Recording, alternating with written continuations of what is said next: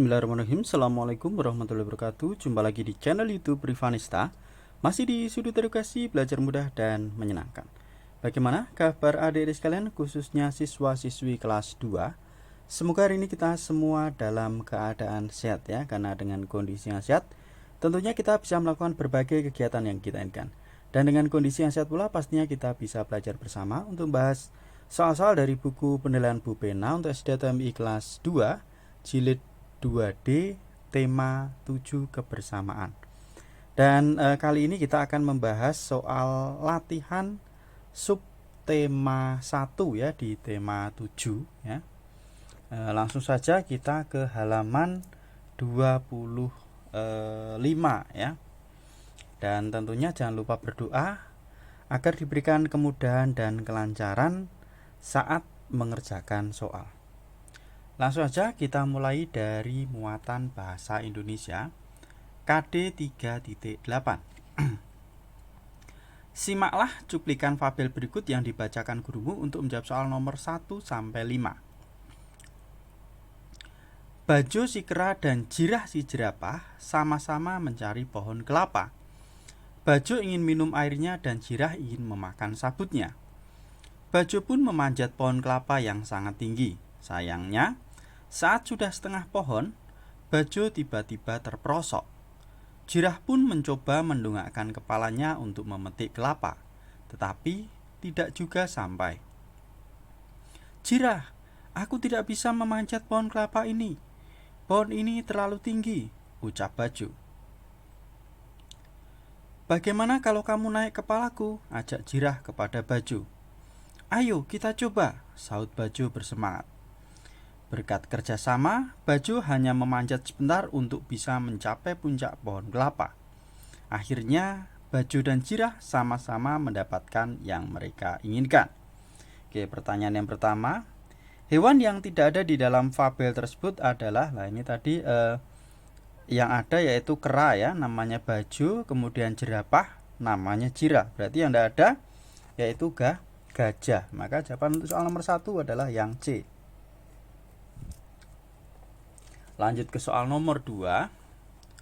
Bajo mencari pohon kelapa karena ingin meminum airnya ya, kita lihat di sini ya.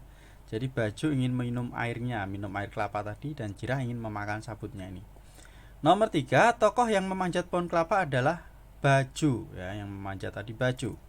Nomor 4, hal yang dilakukan Bajo dan Jirah saat kesulitan memanjat pohon kelapa adalah mereka tadi saling apa yang dilakukan ini ya. Jadi Bajo dan Jirah itu bekerja sama atau saling bekerja sama dengan cara gimana?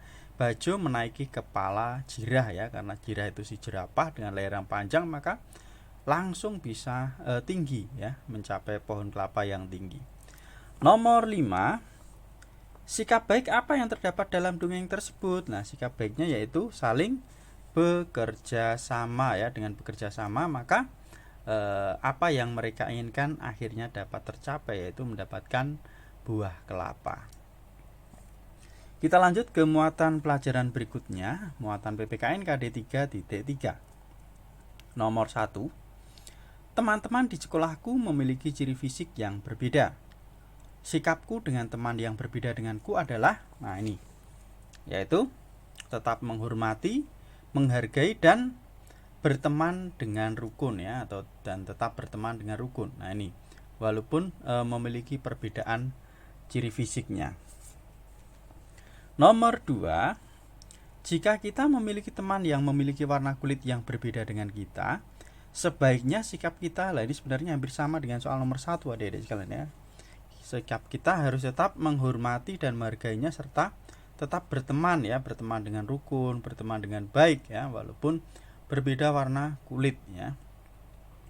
Kita lanjut ke soal nomor 3. Tuliskan 6 agama yang diakui di Indonesia beserta tempat ibadah dan hari besarnya. Ini di halaman 14 adik-adik sekalian ya, ada ya. Ini saya bacakan halaman 14 ya. Jadi agama yang ada di Indonesia yang diakui ya, itu ada agama Islam.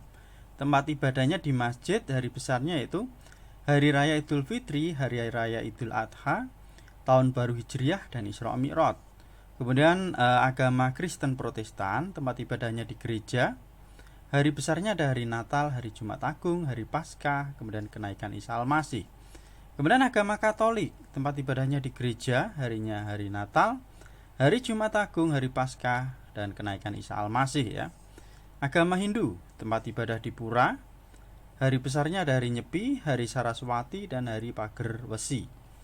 Kemudian agama Buddha, tempat ibadahnya di wihara, hari besarnya ada hari Waisak, hari Asada, dan hari Katina. Kemudian yang terakhir ada agama Konghucu, tempat ibadahnya di kelenteng, hari besarnya ada tahun baru Imlek dan Cap Gomeh. Itu untuk soal nomor 3 ya. Lanjut kita ke soal nomor 4. Tuliskan perbedaan ciri fisik yang dimiliki Dedi dan Junas sesuai gambar di samping ya. Kita lihat ini Dedi dan Junas ya. Dedi lebih tinggi dibandingkan Junas ya. Kemudian rambut Dedi lurus, rambut Junas keriting. Nah ini saya tuliskan ya. Jadi Dedi memiliki tubuh yang lebih tinggi dan berambut lurus, sedangkan Junas lebih pendek ya dibandingkan Dedi dan berambut keriting. Itu untuk soal nomor 4 ya, muatan pelajaran PPKN ya. Kita lanjut ke halaman berikutnya, halaman 26 ya, halaman 26, muatan matematika. Sebuah melon dibagi menjadi 4 bagian sama besar.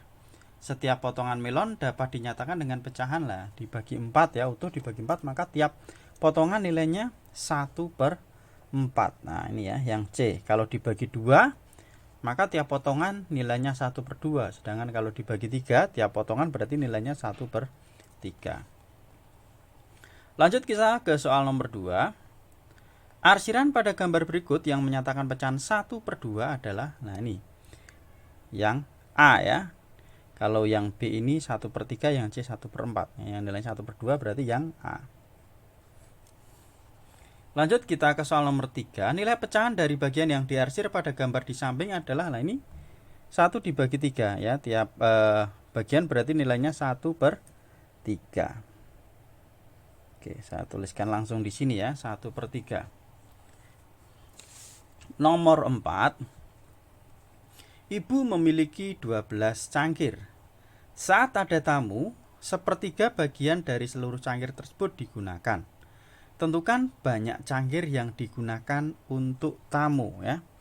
Kemudian ini gunakan gambar untuk mempermudah pengerjaan. Nah, di sini saya gambarkan adik-adik sekalian ya. 12 cangkir, kemudian 1/3 bagian digunakan untuk tamu. Lah, yang digunakan untuk tamu itu berapa lah ini? Jadi ada 12 cangkir ya. 1 2 3 4 5 6 7 8 9 10 11 12. Lah, 1/3-nya. Berarti kita bagi 3, ini yang digunakan untuk tamu ya, saya lingkari. Nah ini, jadi ini 1/3-nya digunakan untuk tamu. Maka banyak cangkir yang digunakan untuk tamu adalah, nah ini adik-adik sekalian ya. Oke, banyak cangkir yang digunakan untuk tamu yaitu ada 4 buah cangkir ya. 1/3 dari 12 itu nilainya adalah 4 atau 4 buah cangkir ya. Jawabannya berarti 4 buah cangkir ini yang dilingkari yang untuk tamu. Kita lanjut ke muatan pelajaran berikutnya yaitu muatan SBDP ya, muatan pelajaran terakhir ya di sini untuk latihan soal tema 7 subtema 1. Bunyi bel sekolah saat berdering merupakan contoh bunyi, jawabannya itu bunyi kuat ya, yang B. Nomor 2. Contoh benda di sekitar yang memiliki bunyi pendek saat dipukul adalah, nah ini jawabannya kentongan ya adik-adik sekalian ya. Nomor 2 jawabannya kentongan. Itu ada di materi juga ya. Nomor 3. Tuliskan contoh kegiatan yang menghasilkan bunyi lemah. Nah, kegiatan yang menghasilkan bunyi lemah misalnya saat berjalan ya. Berjalan ya. Tidak menggunakan alas kaki apalagi ya, jalan. Nah, itu tidak terdengaran ya, ada bunyinya tapi lemah. Oke, ini saya tuliskan untuk nomor 3 jawabannya berjalan. Nomor 4, tuliskan contoh 5 bunyi yang ada di sekitarmu ya. Tentukan mana yang merupakan bunyi kuat dan mana yang lemah. Oke ya, jadi bunyi kuat contohnya ada lonceng, kemudian bel ya. Kemudian bunyi lemah contohnya ada pada saat berjalan ya, bersiul dan menjentikkan jari. Ini ya, menjentikkan jari ini juga bunyi lemah. Itu adik-adik sekalian ya, pembahasan untuk latihan soal subtema 1 di tema 7 ya. Semoga bermanfaat. Untuk pembahasan berikutnya tetap ikuti terus di channel YouTube Rivanesta. Terima kasih sudah belajar bersama dan mohon maaf apabila ada kekurangan. Saya akhiri. Wassalamualaikum warahmatullahi wabarakatuh.